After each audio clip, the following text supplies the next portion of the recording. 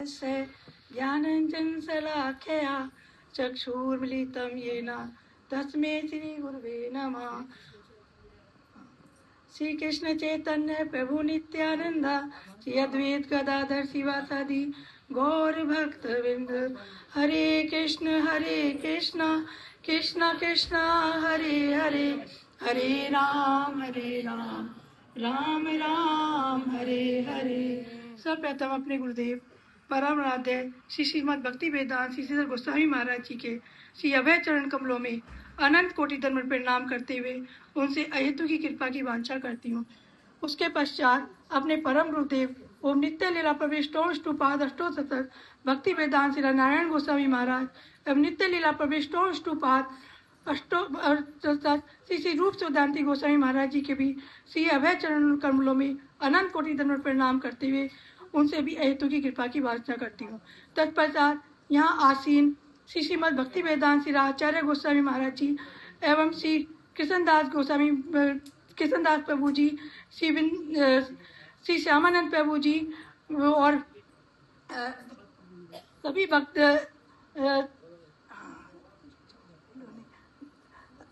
और संजय प्रभु जी और तमन प्रभु जी और मणिमंजी दीदी के भी चरणों में साग्दंड प्रणाम करते हुए उनसे भी अहेतु की कृपा की वांछा करती हूँ।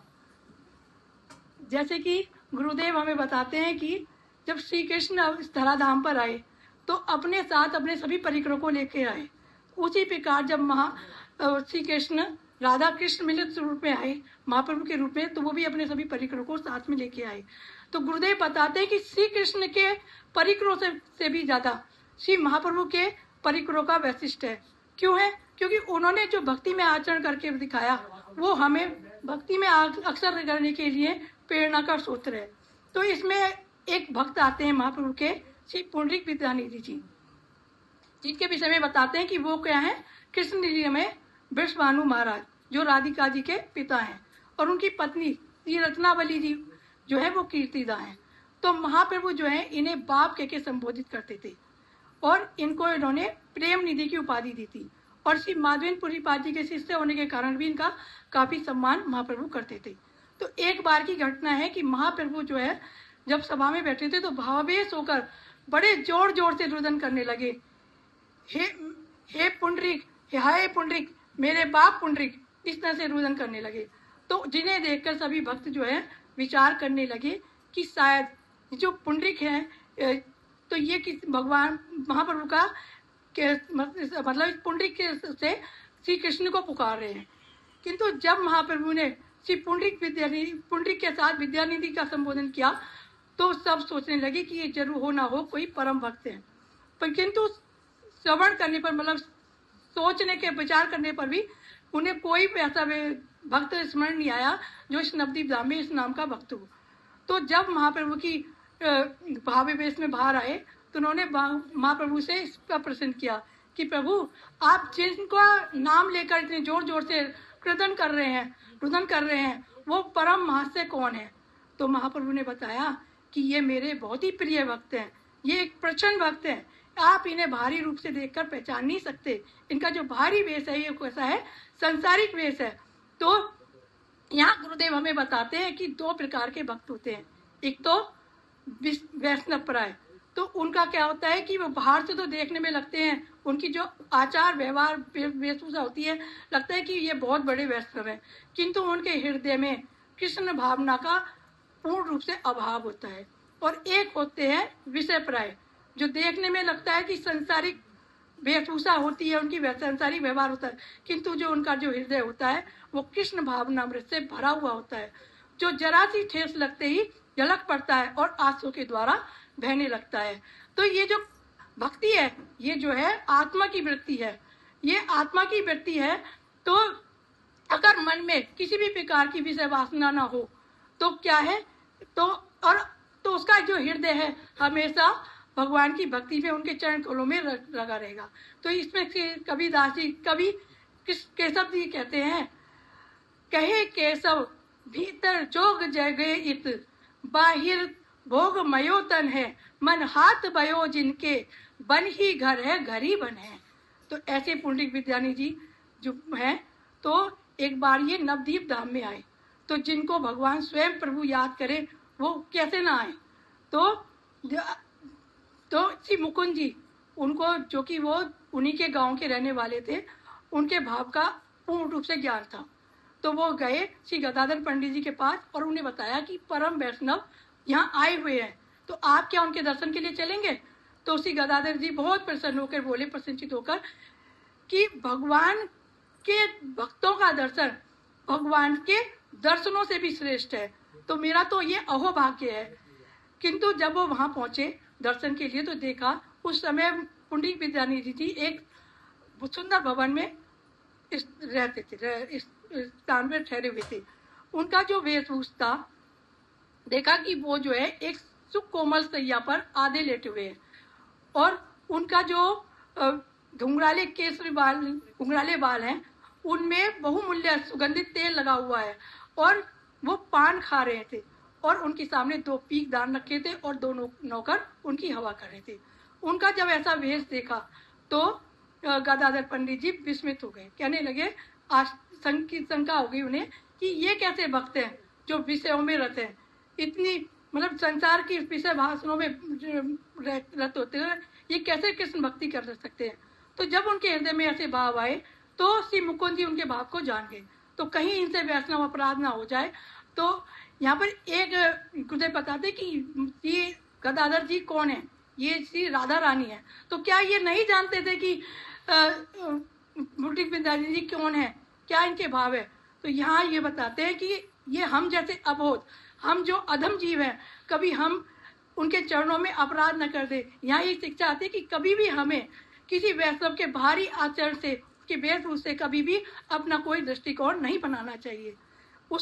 तो फिर आगे जब मुकुंद जी ने देखा कि गदाधर जय पंडित जो हैं, और फिर एक चीज ये भी आती है कि जैसे कि हम देखते हैं कि हमने यहाँ पर ये विचार नहीं करना चाहिए कि गदाधर वो पंडित विद्यानिधि जी क्या है, पान भी खाते थे और ऐसे विषय भोग करते थे। तो यहाँ एक विचार आता है, गुरुदेव कहते हैं कि सामर्थ्यवान जीव जो है, सामर्थ्यवान जो महापुरुष है, उनकी प्रत्येक क्रिया जो है वो आवश्यक रूप से हमारे लिए अनुकरणीय नहीं है। जिस प्रकार शंकर जी ने जहर पी लिया, तो क्या हम लोग पी सकते हैं? नहीं पी सकते। तो यहाँ कहते हैं तेज्यान ना दोषे स्पर्शे कदाचित क्वाचित रस्सा न विराजते नवा। कहते हैं कि जिस प्रकार आकाश को धूल से मलिन नहीं किया जा सकता, उसी प्रकार तेजवान पुरुष जो है कभी भी दोषों से प्रभावित नहीं होते हैं। तो जब फिर मुकुंद जी ने क्या है, भगवान की अहेतु की कृपा का वर्णन करते हुए एक श्लोक उच्चारण किया। अहो बकियाम स्तन काल कूटम जिंगाशया यद यपादपि असाध्वी लेभे गतिम धात्री अचितम ततो वन्य कंबा दयालु शरणम भजेम। जिसमें बता रहे कि पूतना जो कि अपने स्तनों पे कालकूट विष लगाकर आई थी, भगवान को मारने के लिए आई थी, उसको भी क्या किया भगवान ने, उसका उद्धार कर दिया, उसको धात्री गति दे दी। तो जब पंडित विद्यानिधि जी ने ये सुना तो क्या उनकी क्या दशा हुई। जो थोड़ी देर पहले सजे धजे बैठे थे, प्रसन्न बैठे थे, एकदम उनके अंदर अष्टात्विक विकार आ गए। कहाँ उनका रेशमी कुर्ता, उसको फाड़ दिया और धरती में लोटपोट हो गए, धूल दृष्टित हो गए। उनके जो सुनहरे घुंघराले बाल थे वो चारों तरफ फैल गए और बड़े जोर जोर से कहने लगे रोते हुए, भैया मुकुंद और सुनाओ, मेरे कानों में इस रस को घोल दो। तो जब श्री गदाधर जी ने ये उनकी स्थिति देखी तो वो उनका जो विरक्त भाव था वो पता नहीं कहाँ लुप्त हो गया और वो सोचने लगे, मैंने कितना बड़ा अपराध कर दिया, मेरा अपराध तो अक्षम्य है। किंतु यहाँ देखते हो कि भगवान जो है अपने अप्रति किए हुए अपराध को तो क्षमा कर देते हैं, किंतु अपने भक्तों के चरणों में किए हुए अपराध को कभी क्षमा नहीं करते। फिर उनके मन में एक उपाय आया कि अगर मैं इनसे दीक्षा ले लूं तो क्या है कि ये गुरु भाव से मुझे क्षमा कर सकते हैं, एकमात्र यही उपाय है। किंतु यहाँ हमें विचार करना है कि हमने यहाँ की गुरुदेव के चरणों में हमें कभी भी इस तरह से अपराध करने की नहीं सोचनी है। तो उन्होंने अपना ये विचार जो है श्री मुकुंद को बताया। तो मुकुंद जी ने फिर कहा कि ये बहुत उचित विचार है। फिर उन्होंने श्री पंडित विद्यानिधि जी के आगे श्री गदाधर पंडित जी का परिचय दिया और उनके बाप को, उनके मनो जो उनकी इच्छा थी उसको प्रकट किया। इस पर पंडित विद्याधर जी कहने लगे कि ये तो परम वैष्णव है, मेरे लिए पूजनीय है, मैं इनको कैसे दीक्षा दे सकता हूँ। किंतु जब मुकुंद जी ने काफी प्रयास किया, जोड़ दिया, तो वो तैयार हो गए और उन्हें दीक्षा लेने के लिए एक शुभ मुहूर्त निर्धारित कर दिया। तो कुछ समय के पश्चात श्री पंडित विद्याधर जी अकेले ही महाप्रभु से मिलने गए। महाप्रभु से मिलने गए तो जाते ही उनके चरणों में लोटपोट हो गए और रोने लगे, जिन्हें देखकर महाप्रभु भी उनका आलिंगन करके रोने लगे। ये स्थिति दोनों की दोपहर तक रही। जब उनके बाद उन्हें दोनों को उस भाव विवेश में बाहर आए तो महाप्रभु ने सभी भक्तों को बुलाकर उनको परिचय करवाया, जिसे सुनकर सभी जो है अपने सौभाग्य का गुणगान करने लगी कि हमारा कितना परम सौभाग्य है कि ऐसे भक्त हमारे बीच उपस्थित है। फिर क्या किया उन्होंने, सबने उन्हें पंडित विद्याधर जी को अपने बीच में कर श्री संकीर्तन किया। जब संकीर्तन कर रहे थे तो फिर पुनः श्री पंडित विद्याधर जी का भावावेश में आ गए और मूर्छित हो गए। तो फिर भक्तों ने कई उपाय करके उन्हें उस मूर्छा से बाहर निकाला।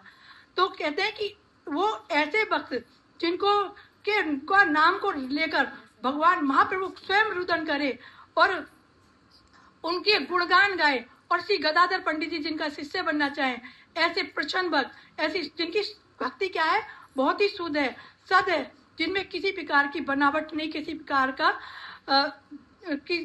वो नहीं। तो अगर इन पूरी कर दी कर दे तो वांछाकल सर्वस्य कृपा सिंधु से पतिता नाम पावनेभ्यो वैष्णव्यो नमो नमः। श्री गुरुदेव की जय।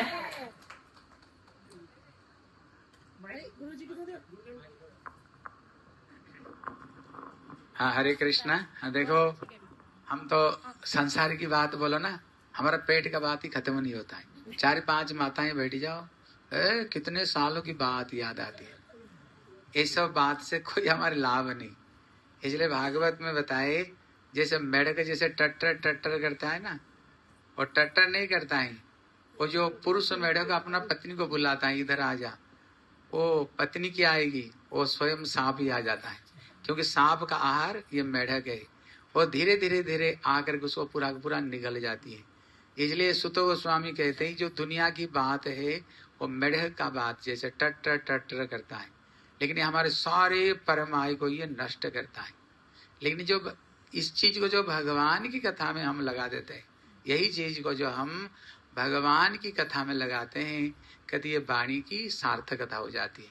वाणी की तभी सार्थकता जब ये वाणी भगवान की कथा में लग जाए, ठीक है ना।